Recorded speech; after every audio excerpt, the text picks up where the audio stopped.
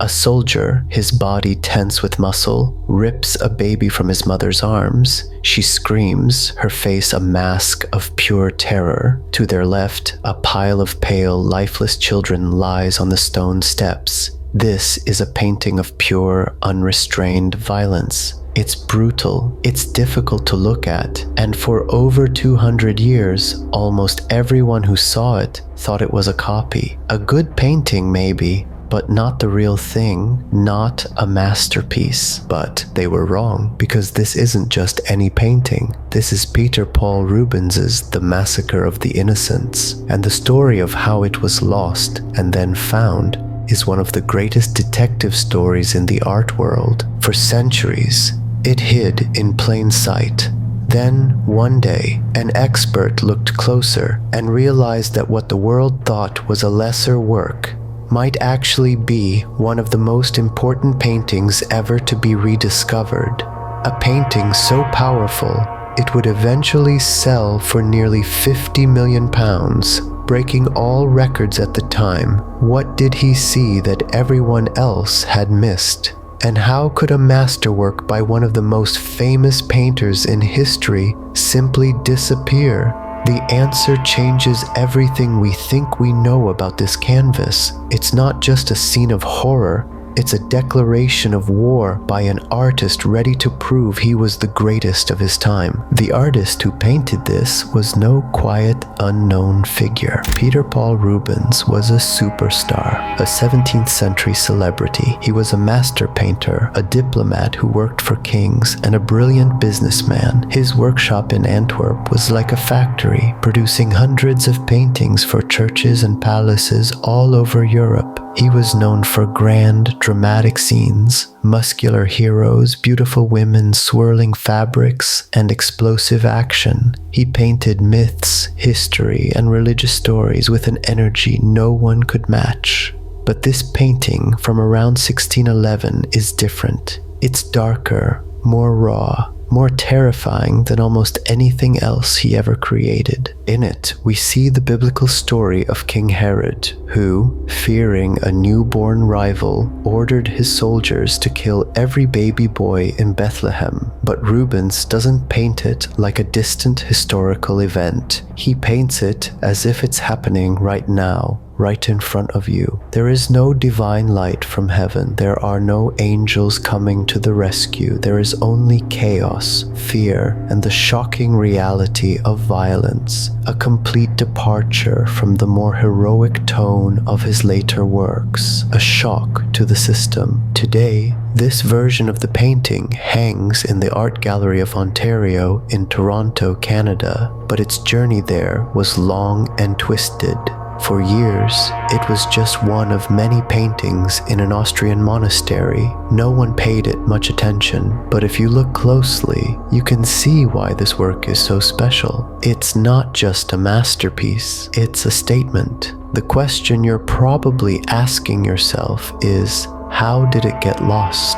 How could anyone mistake a Rubens for a copy? To understand that, we need to look closer. We need to see what the experts saw. Let's start with the chaos. The entire painting is a storm of bodies. Look at the soldier in the center, the main focus of the scene. His back is to us, his muscles straining as he pulls the child away. He isn't just a faceless killer. Rubens painted him with incredible detail, showing the power and brutality in every line of his body. Now look at the mothers. They aren't passive victims. They are fighting back. They scratch, they bite, they pull hair. One woman on the right, dressed in gold, digs her fingernails into a soldier's face, her own face twisted in fury and desperation. This isn't just sadness, it's rage. But the most masterful part is the light. Look how it cuts through the darkness. This technique is called chiaroscuro, and Rubens learned it in Italy from the rebellious painter Caravaggio. The light hits a crying baby here, a screaming face there, a pool of blood on the ground. It guides your eye through the horror, making sure you don't miss a single terrible detail. It feels less like a painting and more like a flash of lightning illuminating a nightmare. Now,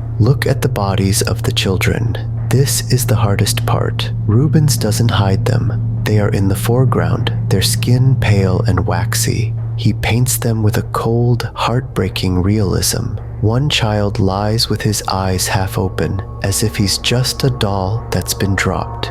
This isn't sentimental, it's blunt. It's meant to shock you, to make you feel the mother's pain. Everything in this painting, from the tensed muscles to the terrified eyes, speaks of a new kind of power.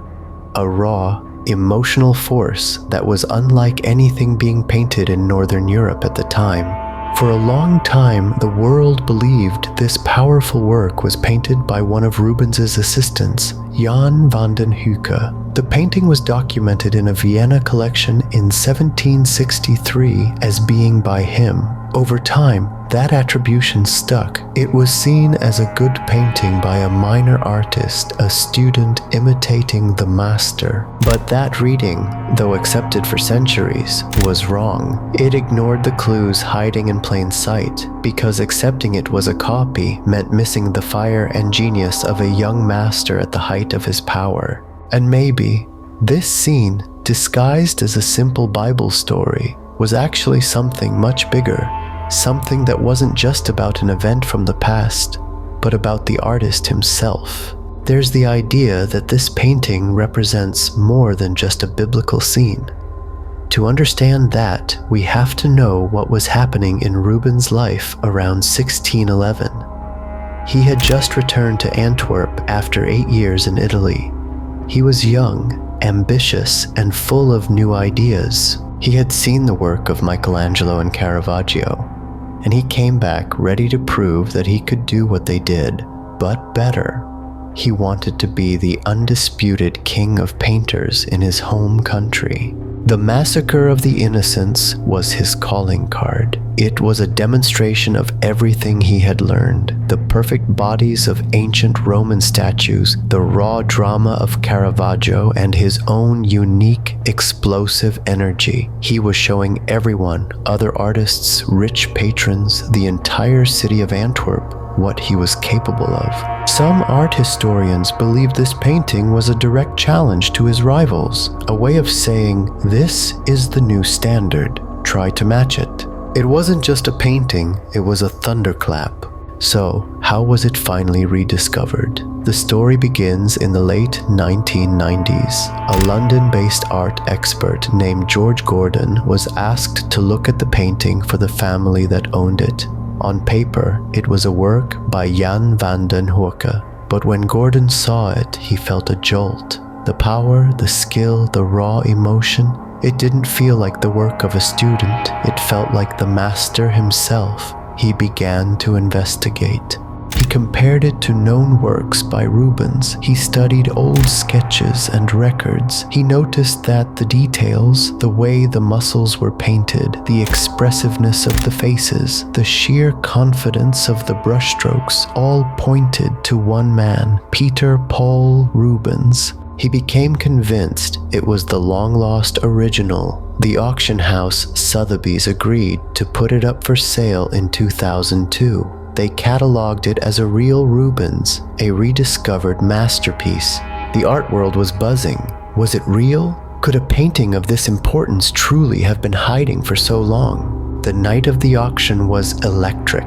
The bidding was fierce. In the end, it sold for £49.5 million, more than 4 times the estimate. At the time, it was the highest price ever paid for an old master painting at auction. The lost masterpiece had finally come home. The truth is, we will never know for sure why the painting's identity was lost for so long. Records get mixed up, labels change, and sometimes the world just forgets. But now we can see the painting for what it is, a work of terrifying genius by an artist at the peak of his powers. A young man back from his travels, ready to conquer the world. And that's where your interpretation comes in. I'd love to hear what you think in the comments.